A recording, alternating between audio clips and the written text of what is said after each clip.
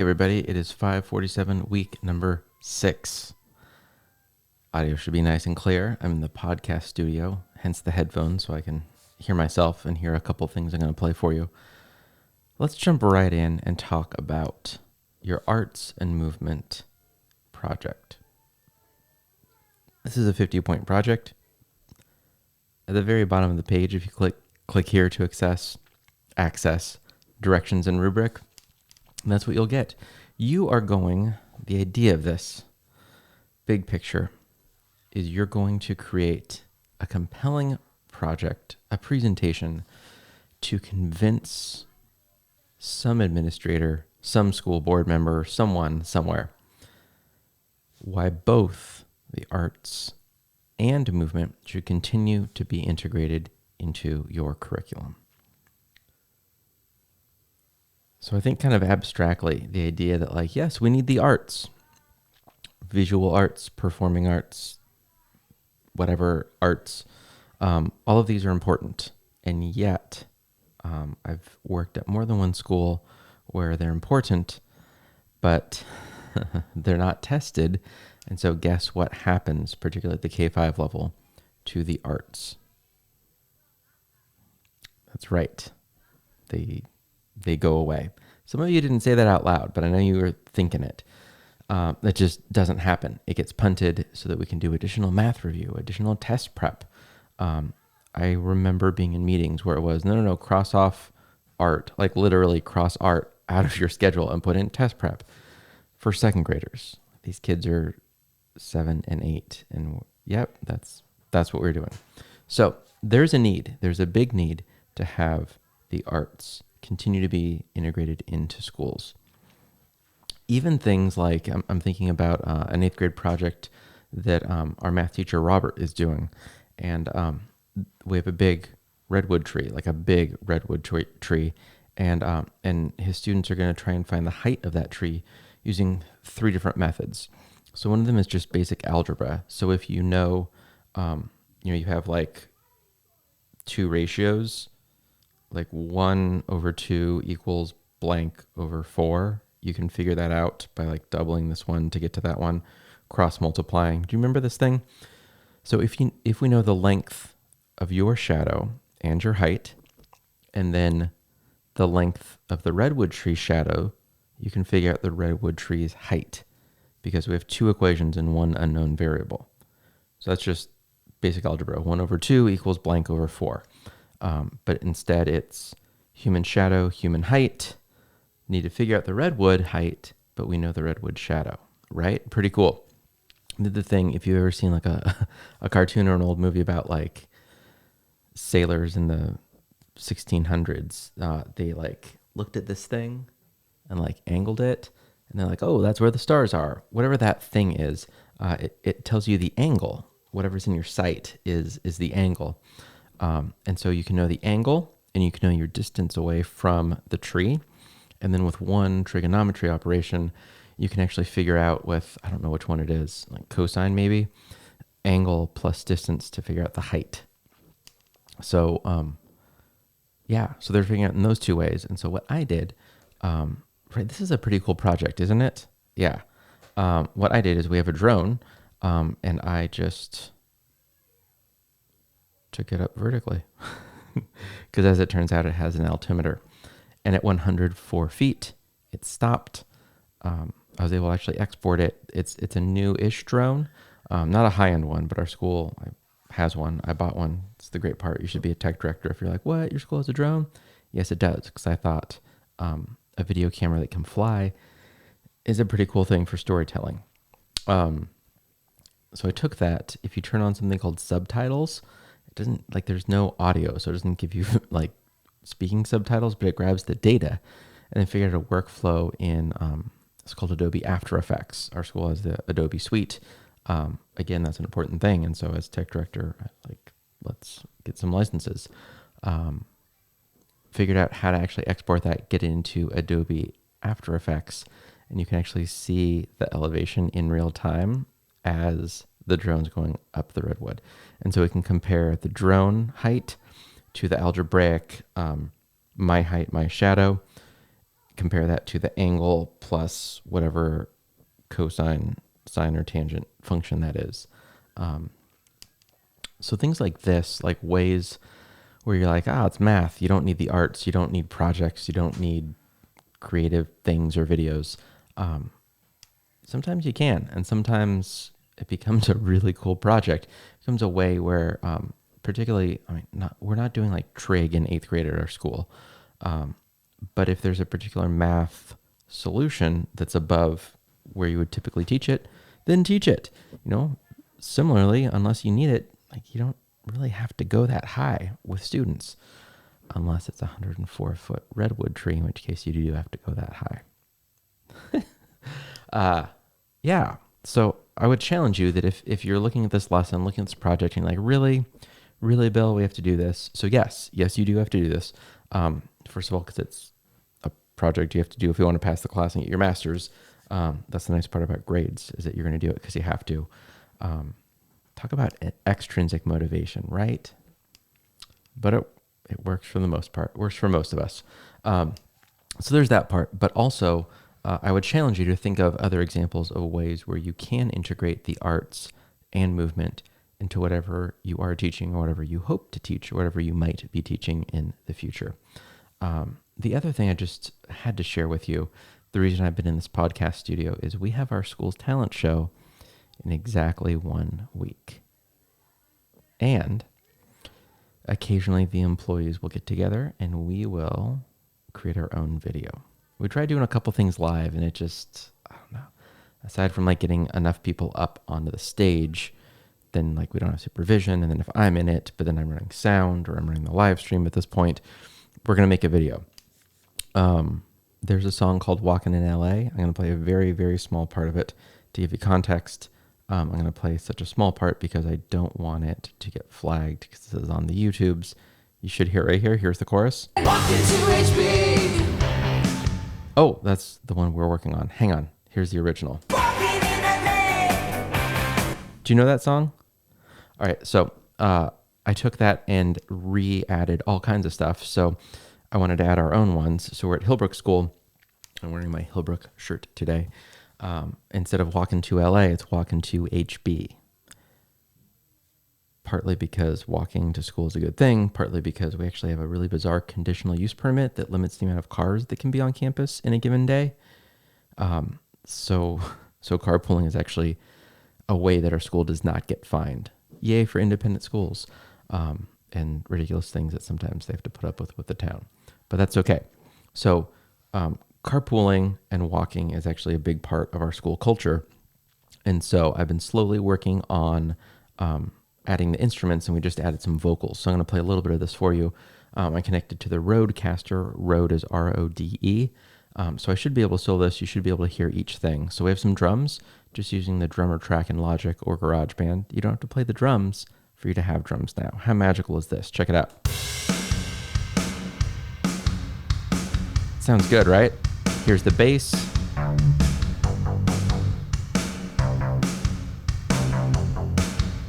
All right, and then the keyboard.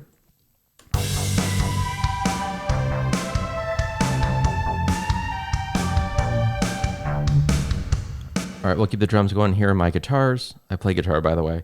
So I recorded all of these.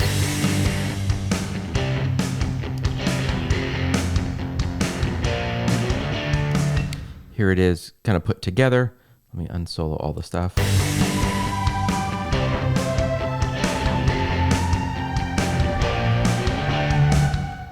I'm going to jump to the verse. Look ahead as we walk up to campus cafe. I want to help lower traffic, walking does the trick.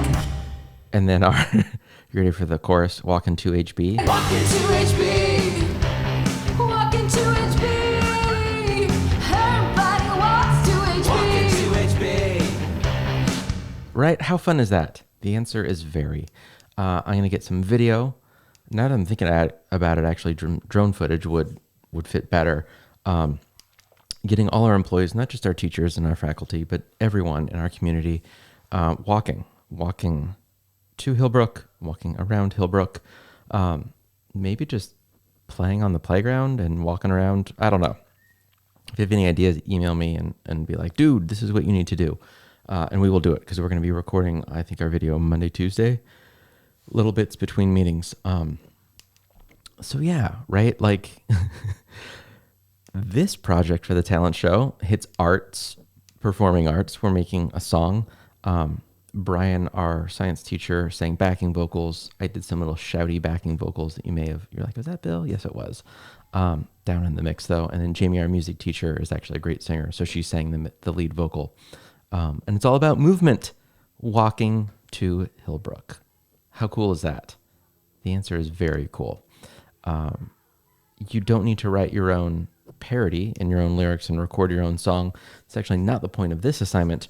The point of this assignment, it typically looks like some sort of kind of modified slide deck. Recommendations in the assignment say, please refrain from using PowerPoint and Keynote. If you want to try and take it kind of to the next level, add some audio and video, do some, particularly in Keynote, how you can do like magic move and do kind of some animations. You can do some of that if you want to dive in. Examples listed for you are Powtoon, eMaze, Prezi, Animoto, Adobe Spark, Edubunchi. I don't know how you say that. I never heard someone say it out loud. And Google Slides. I will say right away, Adobe Spark has actually been rebranded to Adobe Creative Cloud Express. That's what it is. That's a mouthful. Adobe Creative Cloud Express. So if you see Adobe Spark written down, sometimes it's called Adobe Spark, but for the most part, it's just called Creative Cloud Express. It's free. And I would strongly encourage you, if you're like, I don't know which one to do, like Animoto is pretty cool. Google Slides, you probably know. But Creative Cloud Express, oh my goodness. The Adobe Education team has been doing some really good work, some really cool projects.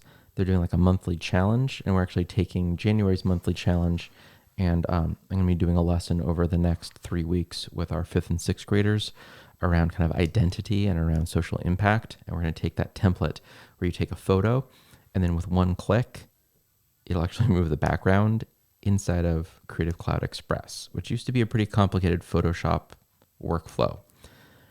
Works on mobile devices, works on desktops. It's browser-based, so you don't have to have any software. In fact, Creative Cloud Express doesn't have like dedicated applications you can download. So it's just all web-based, which is really, really cool. On iOS or iPadOS, you can download the app, but it also works just in a web browser. If you've not played with it for some time, if you've not looked at Creative Cloud Express, dude, check it out. It's really cool. Like it is surprisingly amazing. It reminds me a lot of Canva, how you get a lot of those templates. Creative Cloud Express is moving in that direction, but it also takes some of the really high-end stuff that you would get like in Photoshop, in Adobe Premiere, tiny bit of even kind of After Effects and Illustrator type of editing and workflows, and makes it just like a one-click thing of like remove background, click, gone. What? Yeah, lots of really good presets. So as you go through Creative Cloud Express, there's presentation, and you look at it and you're like, this is not like the normal presentation that I'm looking at, which is actually great for something that is supposed to be about the importance of arts and movement, right? It shouldn't be just PowerPoint template with the 3 crayons, stock clip art of people shaking hands. Please don't do those. If you're looking for licensed materials to use, the Noun project is fantastic. You just have to put, you can use nearly everything for free as long as you have credit on the bottom. You can give credit like, a 6-point font at the bottom of each slide, as well as the very, very last slide you're going to use. What else about this project? It's a decently big one, and the idea of it is, I think it's most effective if you actually think of someone you might present this to, whether it's a superintendent or a school administrator. I don't particularly love the prompt that says like, your superintendent is about to eliminate the arts. That often happens, but they would rarely say, is there a teacher that would like to give a presentation on why this is important and why we might keep them? Those two tend to not go hand in hand, but I like kind of the provocation of it, and the visual way that you need to communicate the need to continue to fund or to fund more fully the arts and movement, and why it needs to have minutes in the day, K-12. That's really, really important. Shifting gears, we are also talking about emotional intelligence. K-8, K-5 will often talk about social emotional learning or social emotional intelligence. If you hear about SEL, that's what that is. So this goes in that direction. Emotional intelligence tends to be kind of a different thing. But if you're looking on like practical ways to bring this into like a K-5, you can take a look at Responsive Classroom. There's a lot of free resources. And then middle school developmental designs works really well. Some of that you can adapt up to the high school, but it's really meant for kind of a middle school curriculum. So if you're looking through this and going, yes, what are my next steps? Responsive Classroom, developmental designs. And you'll see that I feel that those resources that really focus on social emotional learning and relationships pair well with a lot of the resources around the discussion board posts around emotional intelligence, about the need for emotional intelligence and social emotional learning, about habits of mind even. All of these definitely kind of fit together in a great way. The last thing I'm going to share with you about this week is looking at the first module from this week around multiple intelligences. I would encourage you, similar to other things we've done in the past, to not make it an only this. Like, for example, I have the musical intelligence, which I actually do because I recorded this. Welcome to HP. Everybody wants to HP. Right? I definitely have the musical intelligence. Let's do just drums and guitars. Check this out. Kind of boring so far, but let's add a little bit more to it. 6 guitars.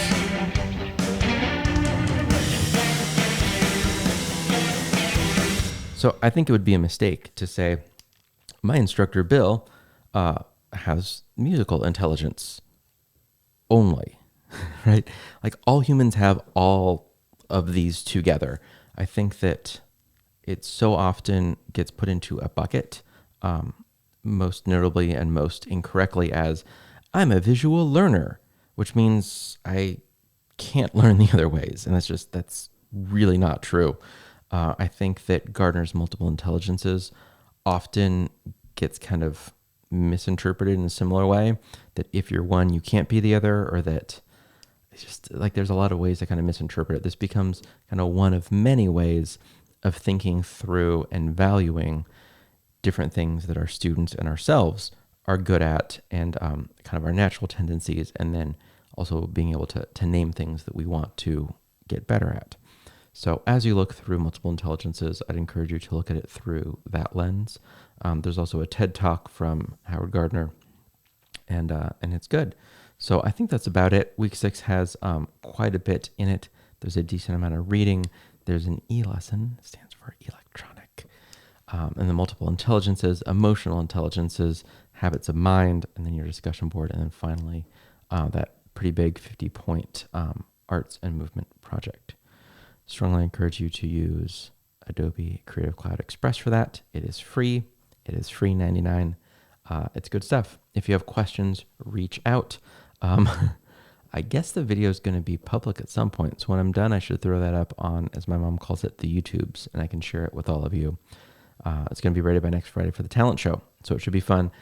Yeah, and that is all. Stay safe. Happy week 6, everybody. And enjoy 547 this week.